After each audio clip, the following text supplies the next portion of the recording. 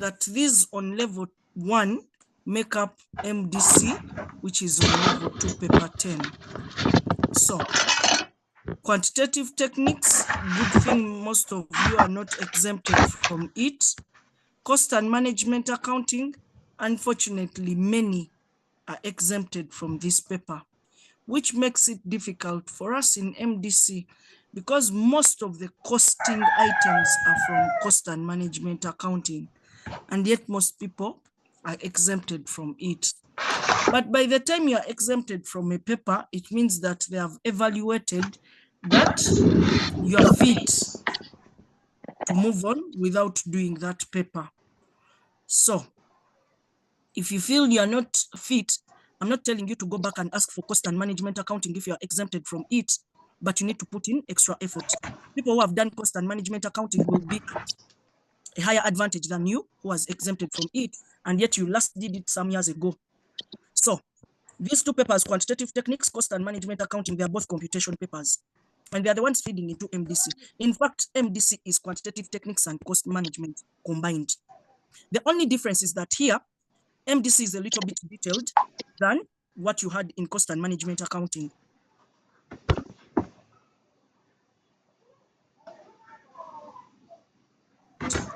So we are going to do a lot of practice. We are going to do a lot of writing.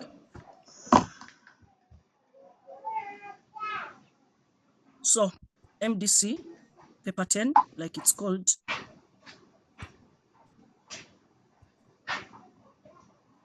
it is made up of quantitative techniques and then cost and management accounting. So this paper is both theory, so it's both theory and computation.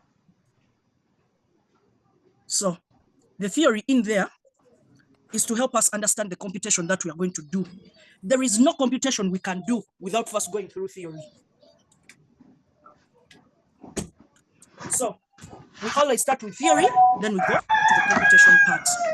Now, when we look at the performance from last sitting relating to MDC, I normally tell people, if you're done with QT and costing, immediately come for MDC, because the calculus you looked at, the linear programming you looked at, the regression analysis you looked at from quantitative techniques, we need that knowledge here. Those are the same things we are going to do even here. So if you take another sitting before coming for MDC, some of these concepts may not stick into your head for a long time. So when we look at the performance from last sitting's analysis, out of the 846 people who sat for the paper, so 846 sat, but those who passed, so the ones who passed were only 226, representing a percentage of 26.7%. So, meaning over 500 people failed this paper. In fact, 600 people failed the paper. So you wonder, where are the 600 now? The problem is, when most people sit and fail, they think that they should read on their own probably, and then they pass. But most of the times, you need to understand your mistake so that you see where to correct and improve, then you move on. But most people don't come back to class. So those are the 500. And this number keeps on being cumulative. The 500 keeps on being carried forward to the next sittings and the next sittings and the next sittings. It's one of the papers with the highest number of students who sit for it, but unfortunately with the highest failure rate. So we need to improve in this area, and we see what we can do. My class as a person, you find that in a class, I usually, like last sitting, I had about 200 students, and most of them passed this paper easily because most of them came first time and they indeed passed the paper. So because of the approach I use, first of all, building confidence in students. Once I don't build confidence in you that you can pass this paper, of course you'll be scared of it. And one of the ways I build confidence is by trying out as many numbers as possible with you. Because the more numbers we do, the more confidence you're going to have that MDC is a doable paper. But like I've told you, it's a personal initiative, a cross you have to carry on your own. Me, I'll do the facilitation, and then you carry on the mantle. People normally panic towards the last week to exams. You find people asking, what did you say about these topics? So how do I know that this topic has been set? So how do I get to know this and that and that? And you're like, in this 1 week, I cannot lecture you anything and you understand it. You should have asked these questions earlier, not now, because you're trying to put too much in your head at a time when your head is also resisting. Because there is someone who told me, I read too much, I read the paper and I froze. My brain froze. I could not write, I could not think. I knew everything that was said, but my brain froze. That comes as a result of you trying to compact too much in the head last minute. So you're going to reach a point when your brain is going to freeze and you cannot force the brain to do anything once it has refused. So to avoid that, we need to start practicing early enough. When I leave you with assignments, please make sure you do them so that you can know what to ask, where to ask, what you did not understand, and the areas of weakness before we move to another topic. So among the requirements I want you to have for this paper, it is very key for you to have a calculator in MDC. If you don't have a calculator, I don't know what you've come to do in this paper. And I don't know why, when people reach level 1, or when people finish level 1, on level 2, finding someone with a calculator is really difficult. I don't know why. And yet in level 1, you are using it. So where does it go after level 1? So please make sure you have a calculator in MDC as a must, so that you understand when we are multiplying, understand why are we getting 50 here? What have we multiplied? What have we added? What have we subtracted to get that figure? Because you're also pressing and seeing what you're multiplying, adding, subtracting, and so on by doing this on your own. So please make sure you have a calculator. That is really important. Have a graph paper or graph book.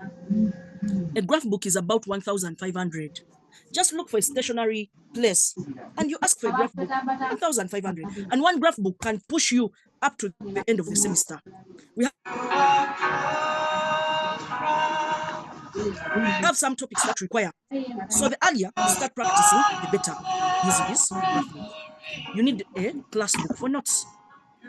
A class book for notes. Why? Simply because you're going to be writing somewhere. We are going to be writing notes. So, like I've told you, we're not going to just start computing. We are going to first of all write the theory. There are people who don't like writing theory. They're like, why don't we just start with computing straight away? I cannot. Because in a class, there are those who understand slowly, there are those who understand fast, there are those who first write and then they understand.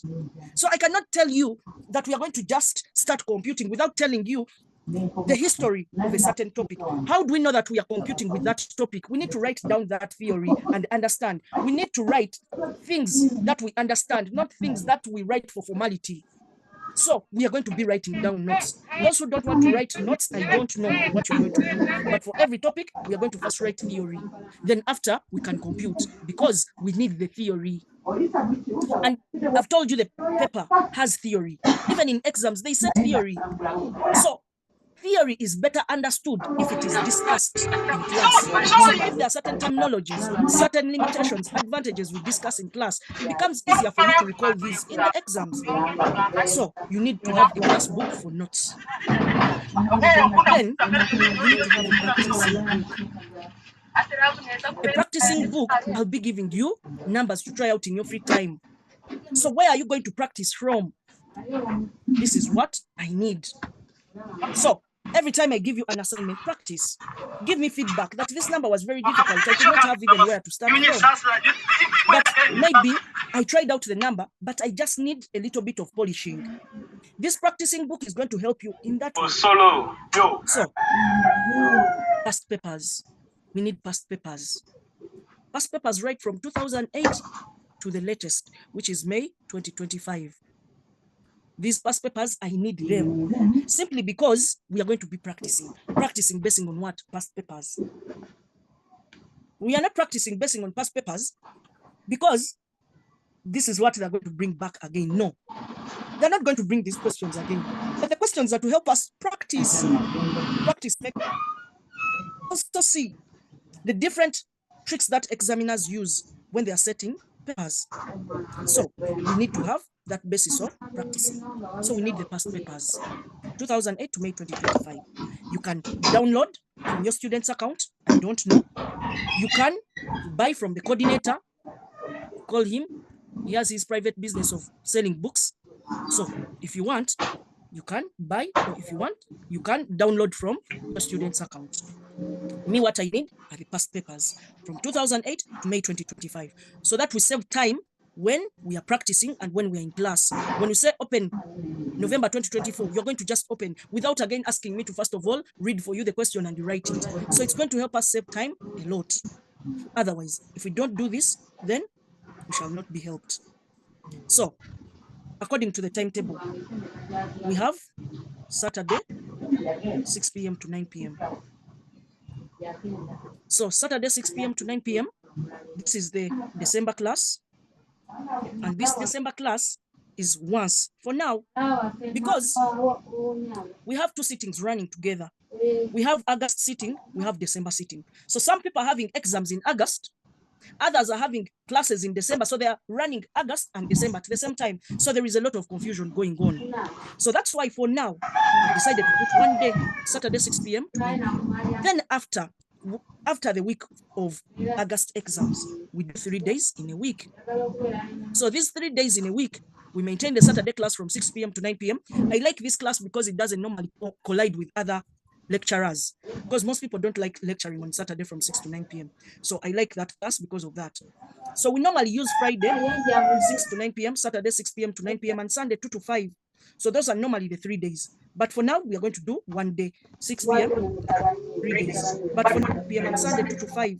So that's 6 to 9 p.m. lecturing on Saturday from 6 to 9 p.m. So I like that class because of that.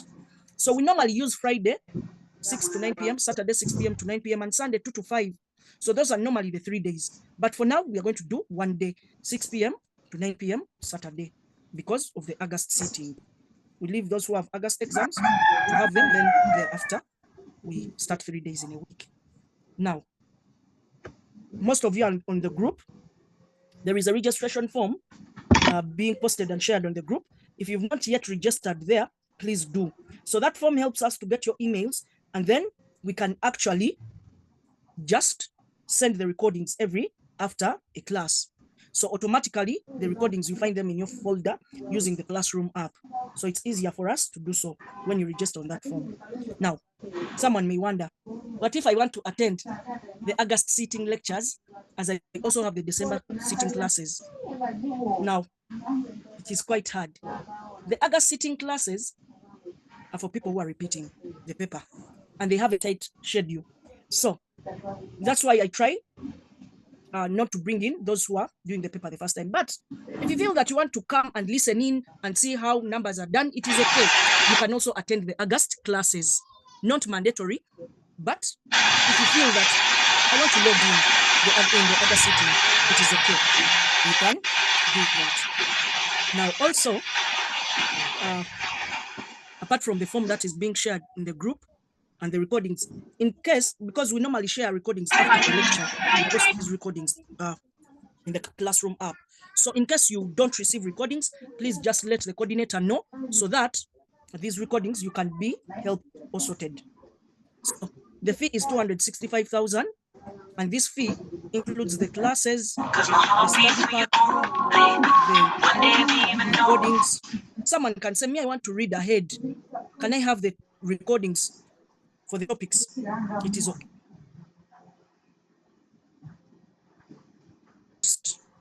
Then also revision. So basically, you don't pay anything again after paying the 265. So we don't have any extra charge. So this fee is paid using merchant codes we share. We have the merchant codes for MTN. We have the merchant code for Airtel. You can use any that is convenient. Automatically, we are updated this side that so-and-so has paid this amount of money. So that is it about the payments. So someone was asking about the days. I said usually Friday 6 p.m. to 9 p.m., Saturday 6 p.m. to 2 p.m., and Sunday 2 to 5. Those are normally the 3 days after the other sitting people have broken off. So when we look at MDC, again, just looking at it as the overall aim. Now, the syllabus was recently revised. So when the syllabus was revised, they didn't add much in MDC. Instead, they just added in some bits in a few topics. So the syllabus was not changed that much.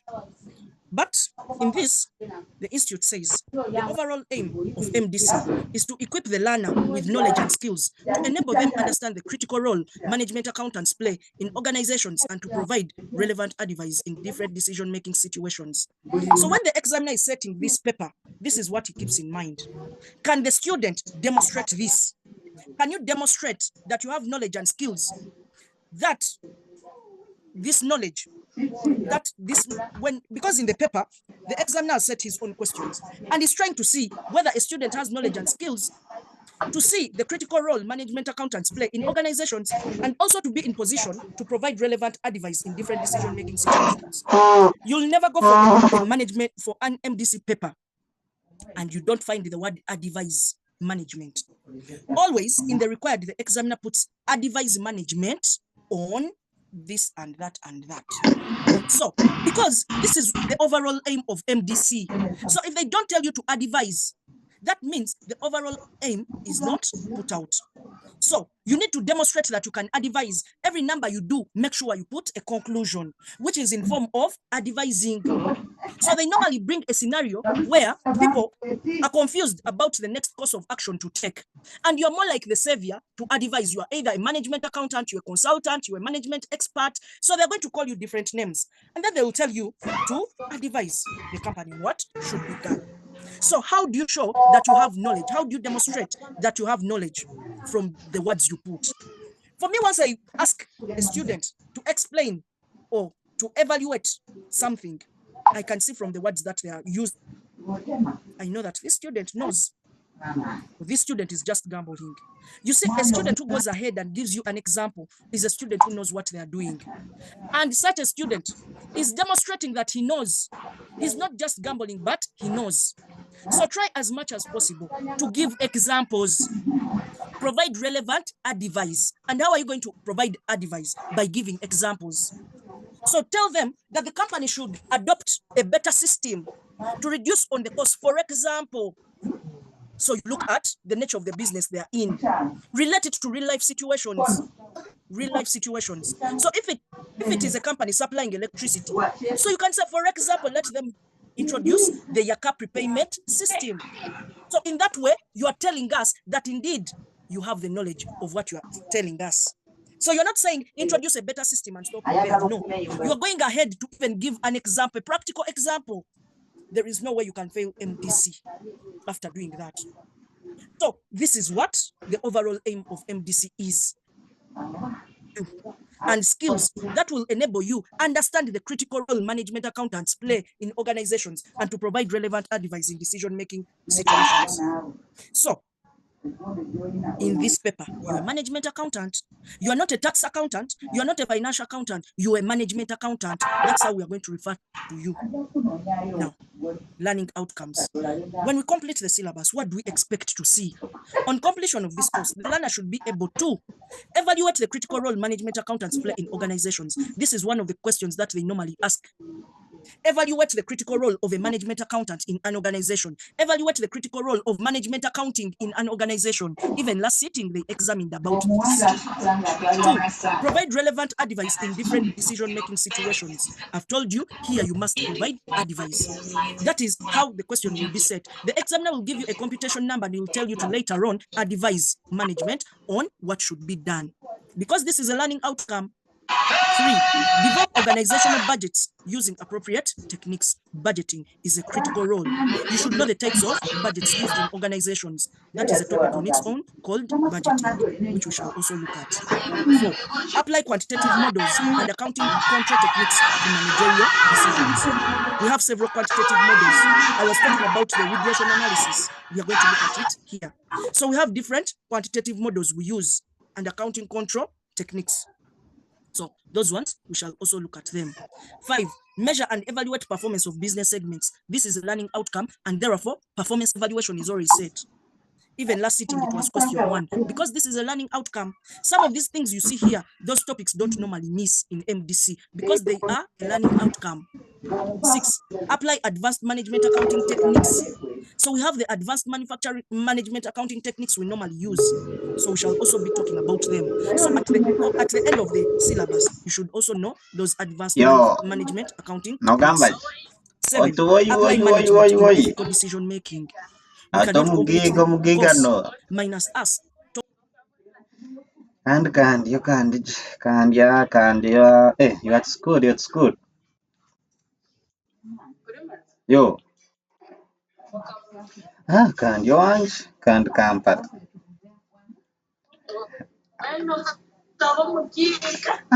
Abit siya kano nyerda. Udah cukup tunggu, udah cukup data bantu-bantuan kakudiam. Udah cukup data bantu-bantuan kakudiam abans.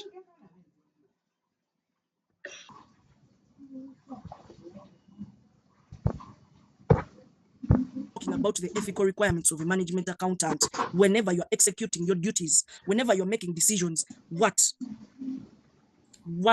ethical issues do we look out in a management accountant? So we cannot complete the syllabus minus us talking about ethics. So we shall look at those as well. Level of assessment. They are telling us that the examination will test the ability of the learner to interpret, analyze, evaluate, and apply the knowledge and skills acquired to real-life situations at their workplace as a cost and management accountant. So here, we regard you as a cost and management accountant. Whether you are an internal auditor or you are a tax accountant, for us, we are seeing you as a cost and management accountant. That's what we are seeing you as. Now, the things we are studying here, most of them are about decision making. Actually, MDC is about decision making, helping the organization in decision making. You see, the only value we add to an entity is helping the organization in decision making. Once you are not a decision maker in an organization, you become a support staff. Because the support staff is not required to make a decision, he's ordered to do what management has decided without asking why, when. So you follow the program you've been given. So the only thing that makes us relevant to entities is if we can help them solve complex situations by basing on our knowledge and skills through the advice we offer. So if you're kind of a person who goes for leave and no one looks for you, then you're a support staff, because the organization can run without you. So if the organization cannot run without you, you know that you are not a support staff, you are a very important person. Now, we want to see, when you are there at your workplace, what do you do? Because the key word here is real life situations. We don't want you to deceive us. Relate to real life situations. At one time, I was marking a student's paper because I used to be an examiner for MDC. So I was marking a student's paper and we asked about the controllability principle to be explained. So there are certain concepts you can explain and bring in real life situations. So a student tried to explain the controllability principle by saying, this is where someone is in charge of something. For example, if a class teacher is in charge of a class, that means controllability principle is applicable there. You see, there is a way a student can model an example to real life situations, and you're also seeing that this student is really understanding the context of the word. So for me, once you tell me that, I already see that you deserve a mark. Even if you have not related to management accounting, but you've related to real life situations that someone can easily understand. So who doesn't know that a class teacher is in charge of a class and is in control of a class? Everyone knows that. So when you give me such examples, you are really showing me that you have the knowledge and skills acquired to real life situations. You can apply the knowledge you learned and the skills to real life situations. And the real life situations we are talking about, we are not limiting to management accounting. We are limiting to real life situations. So try as much as possible to show this. Because this is the level of assessment. I cannot set any paper without looking at this. This is the critical area for me to determine the nature of the questions I'm going to set for the students. Because I need to see, has my question tested the ability of this learner to interpret? You see, most of the students say, my problem in that paper is question interpretation. Good. So as an examiner, I know that I'm on track. The student is complaining that they cannot interpret my own questions. That is good. That is a bonus for me as an examiner, because that is what I want to test. And that is what I want to see, the ability for you to interpret. So if you don't have the ability to interpret, that means you are not yet ready to pass MDC. So you should repeat the paper. But if you can interpret, that means I said something very easy. It is not complex. And yet we want you to solve complex problems. Even as an auditor, you're not going to tell me that you're an auditor just to start seeing where people have messed up with the resources. You need to offer advice in real life situations. Tell people what should be done. You're talking about internal controls. Give us practical examples, things that can be worked out. Don't give us book examples. There are people who acquired very many qualifications, but they cannot apply what they studied in class. So this is what we want to see. You have the ability to interpret, analyze. People normally complain about time management, the 3 hours, that the 3 hours are never enough. Integration of knowledge is done for a full day. There is a morning session and the afternoon, but still time is never enough. So even if we give you a full day, when you don't know what you write, still you'll not be able to pass the paper. So if you can analyze, you see, someone who knows can read through a question and already knows the topic that has been said, because they can interpret, analyze, evaluate, and then, you see, interpreting, analyzing, and evaluating is different from applying. There are people who read, understand the topic, but they cannot apply the knowledge and skills. So after you interpreting, analyzing, evaluating, can you apply the knowledge and skills? Because the examples that are going to be brought are real life situations. By the way, the examiner doesn't normally give examples of companies which don't operate in Uganda.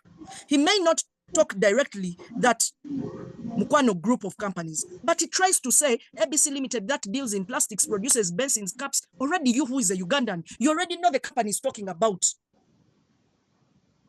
We don't want to confuse students with UK examples. That's why dollars, pounds are normally limited. The examiner normally avoids bringing numbers which involve currencies that are not Ugandan shillings. Most of the numbers are relating to Ugandan shillings. It can be one number where he talks about dollars, but he gives you the exchange rate to see whether you're a student who is knowledgeable in converting dollars to shillings. You're a management accountant, you are a CPA, you should know how to convert dollars into shillings. So most of the times the examples that are brought relate to real life situations, things that are happening. And that's why don't be surprised when the examiner brings or relates to an event that recently happened. So he can tell you that when MPs were collecting forms during nomination of this political party, doesn't specifically mention the political party, the company collected this much in nomination fees, and then this and that and that and that. So he brings real life situations. I remember in May 2025, they brought about milk, ghee, yogurt, and then people got confused. The examiner is talking about milk, yogurt, what? It's talking about too many things. But if you're Ugandan, there are certain things that you should know, that from milk we get ghee, from milk we get yogurt. So why should that confuse you? If there are two divisions, one is dealing in milk, another one in yogurt. So what is that? What is confusing you about that? You should know that yogurt is a byproduct of milk. So from milk, we get yogurt, not the other way around. So when they bring such scenarios, they are trying to take you back to real life situations. But unfortunately, most people get confused. Why is the examiner now talking about yogurt and milk? This examiner is just confusing us. But he's trying to make your mind come back to Uganda, the real life situations that are here. So if you find such situations, don't get confused. The examiner is trying to tell you, please give me examples that are relating to this and that and that. So don't get confused. It's a way of relieving you. Now, from this, we have the examinations structure. So this examination structure, they are telling you that there will be a 3-hour examination made up of sections A and B. Section A will be compulsory with 1 question of 40 marks. Section B will comprise of 4 questions of 20 marks each, of which any 3. So what happens here is that the question paper itself. So we have section A. Section A has 1 question. 1 question. And this question carries 40 marks. And this question is compulsory. So that is section A. Then we also have another section, that is section B. So section B has 4 questions, but but you are required. So here, 4 questions, each carries 20 marks. But you are required to attempt only 3. Only 3. So from the 3, the calculation is that you have 60 marks. So when you get 60 from B plus 40 from A, that gives you a total of 100 marks. Now, what confuses people is the word compulsory. So people think that the word compulsory means once you don't do section A, you're going to be wrong. The examiner is not going to mark you, or the examiner is going to fail you. That is wrong. The word compulsory means, yes, do this number at all costs. That is what it means. Why? When you forego all the 40 marks, it is very hard for you to get 50 or 60 out of 60 from section B. It means that perfectly you've done section B. Therefore, you have 60 out of 60. Now, that is not easy to find. It is by luck that when you don't do section A and you only concentrate on section B, you pass. Yes, I've heard of students who only attempted section B and they passed. You see, the rule of passing any CPA paper is scoring 50 and above. That is the rule for you to get a pass. So there is no condition attached to this. It is only get 50 and above, you'll see a pass. So how you get the 50 and above, that is none of our business. So for you, if you feel that section B, you can get 60 out of 60, you've passed the paper. We don't have any problem with you. But that likelihood is very low. Now, 40 marks. You see, the examiner makes section B, section A, appetizing, so that you don't lose hope that I cannot do anything from section A. The examiner normally sets different topics in this question 1 number. He sets about 4 or 3 topics in 1 number, so that if you don't know part A, which is to do with performance evaluation, at least you can do part B, which is about regression analysis, or you can do part C, which is asking about budgeting.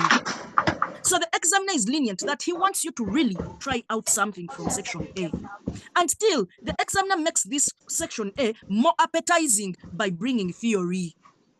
Now, it is very hard for the examiner to bring section A, the compulsory number, without theory. The question normally has theory. You can see, this is December 2024, but already computations, 22 marks, 5. But the theory is taking 4, 6, 7, 8, 9. Those are 13 marks. Now, if you have 13 out of 40, still you've done something, even if it's by mere writing theory. So you can still do that. But we normally discourage people. Section A normally takes a lot of time. A lot of time. So start with the theory of section A. After attempting the theory, first leave the computations. You see a number of 22 marks. It means you have a lot of work to do. You can even spend all the 3 hours on that number only. So to avoid that, first do the theory. Leave normally brief. So first do those brief numbers, then you come back to section A and you gamble that 22 marks and see if you can get 10 marks from those 22. And at least this paper is about touching here and there. You cannot say that I'm going to sit on section A and I get 40 out of 40. Never. Even the time will not allow you, even if you know the full number. Time will not allow you. So the major limitation here is time management. Actually, MDC, time management, fails people. And there is no school where they teach about time management. It's not there. Time management is a personal initiative where you have to say, this number has defeated me, let me go to another one. Otherwise, you'll waste a lot of time trying to figure out this and that, and at the end of the day, still, the number doesn't work out, and yet you have other numbers to do. There is a student who told me, I did 2 questions, they told me time up, I realized the other 3 that I left out were very easy. I could have done those numbers within 1 hour, the 3 of them. So you see, you want to start with a question which is difficult, leaving easy questions. Question selection is also a problem in the paper. I don't know why people like starting with hard questions. You find someone saying, I spent 3 hours on section A, but still I did not get any mark there. So what were you doing on that number? Immediately you read through a number, you can see that this one is going to take a lot of my time. Let me look for the one which is brief. So out of the 3 numbers you're supposed to do from section B, make sure you start with the brief ones. If it means starting with all the theory parts of all the numbers, those theory parts, don't start with complicated things. So complicated things make you lose morale, even to move on. You see, when you start with this question of 22 marks, by the time you reach in the middle of this question, you just don't feel like moving even to section B, because the multiplications, the additions, the divisions are many in that number and they are confusing. So start with your section B, which is direct. Numbers are taking only half a page, but now you're starting with a number which is taking 4 pages. The examiner has written narrations on 4 pages, and you're starting with such a number, 4 pages.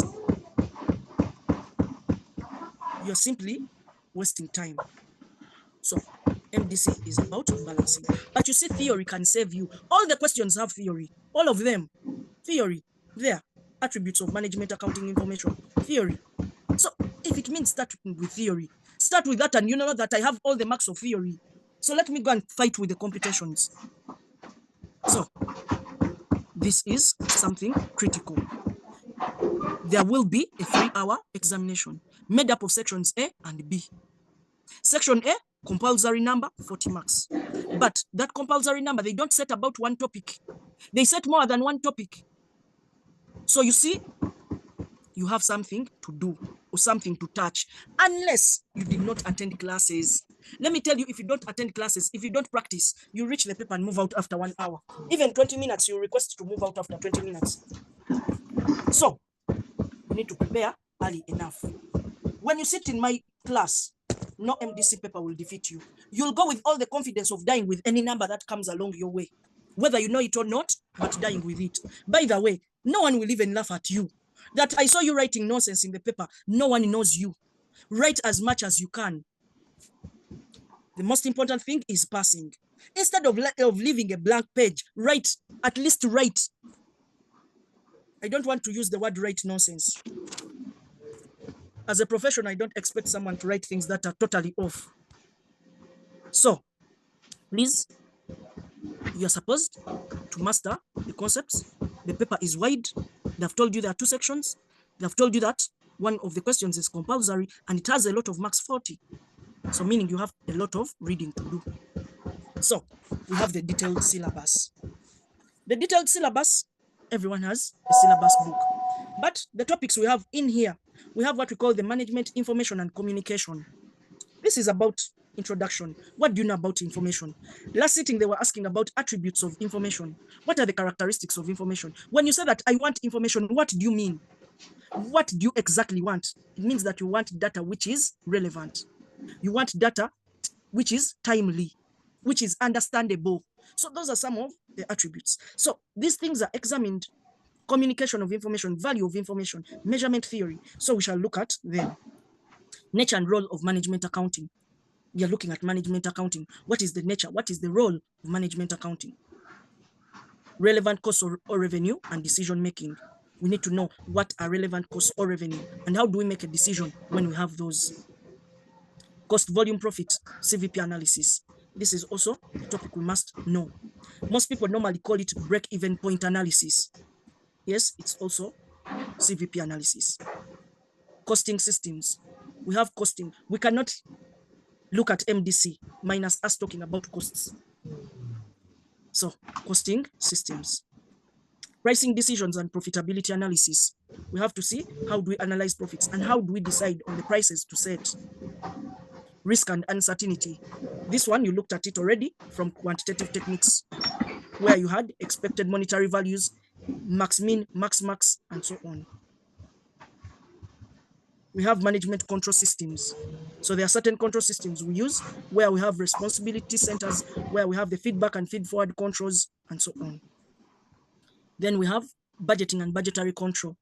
We cannot finish MDC minus us talking about budgeting, because this is a critical role of a management accountant. Organizations need management accounting, budgeting and budgetary control. Standard costing and variance analysis. This is something, those of you who have done management accounting and costing, this is one of the areas you covered, standard costing and variance analysis. We cannot be in MDC and we don't talk about variances. Divisional performance evaluation. We need to know how we evaluate the performance of people in an organization. Cost estimation and regression analysis. This topic is from quantitative techniques, just like you see it. So here, we only see how we advise basing on this. Planning and control of inventory.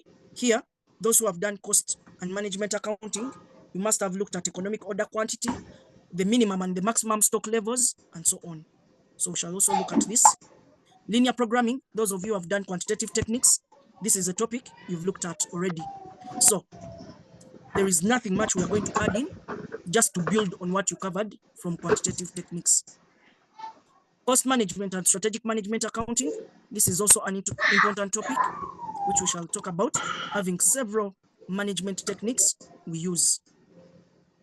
Then lastly, we have contemporary developments. So we shall also look at that, where we have life cycle costing, OPT systems, and so on and so on. So basically, this is what we have in MDC. About 11 topics or 10 topics. But the theory is too much. So we shall have a lot of writing to do. Now, I don't know if there is anyone with a question about what we've discussed, the different areas, the timetable, the past papers, the requirements. I don't know whether anyone has a question about all that discussion we've had.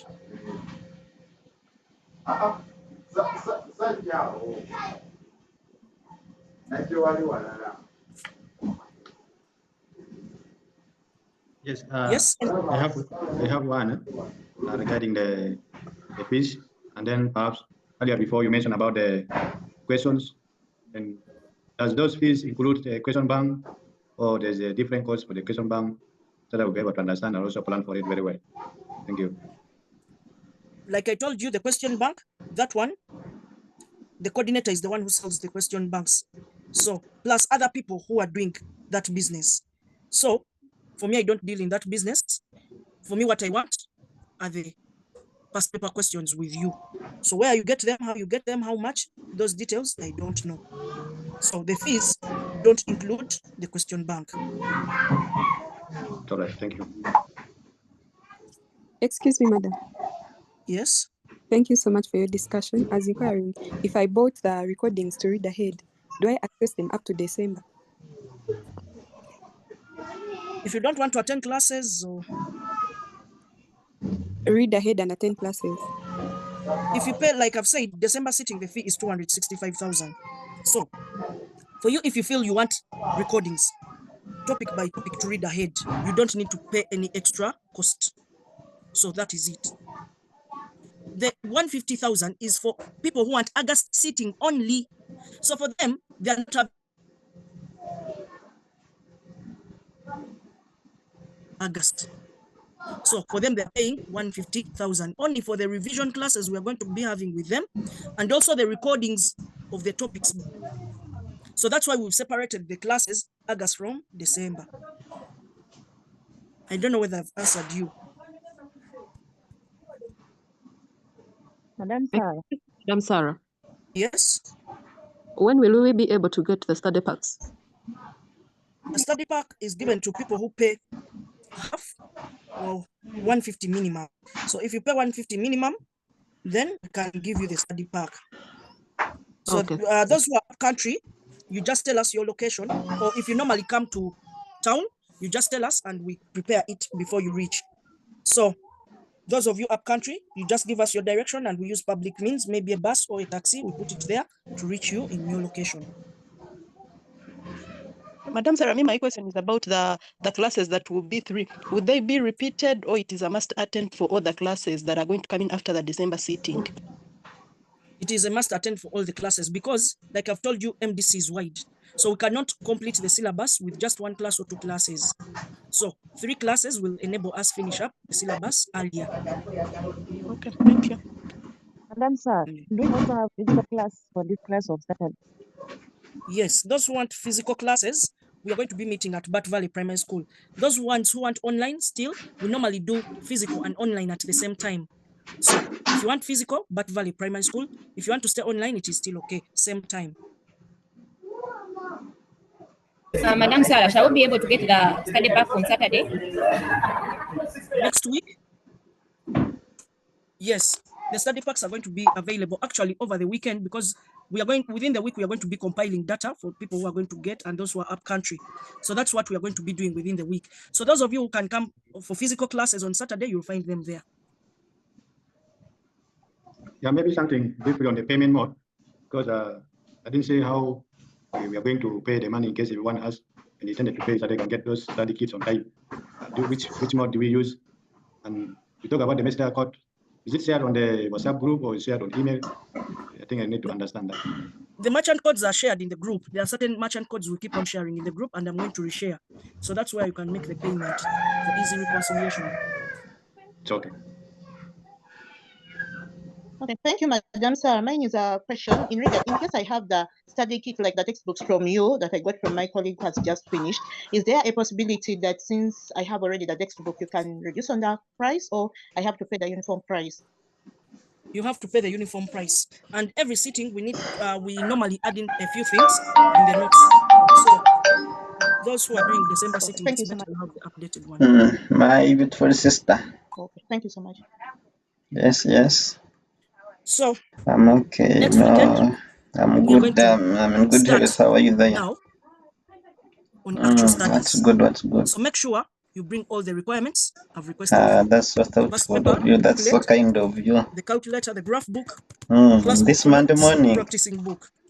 Please make sure It's you have rare these. for people So to next Saturday, think about their loved when ones. we're So going to start if actual one business. makes up It's time going to and start they on call you, just know the it is actual a syllabus. treasure. So today, I just wanted us to have an introduction, a timetable, and Ugenda also bitashoboka.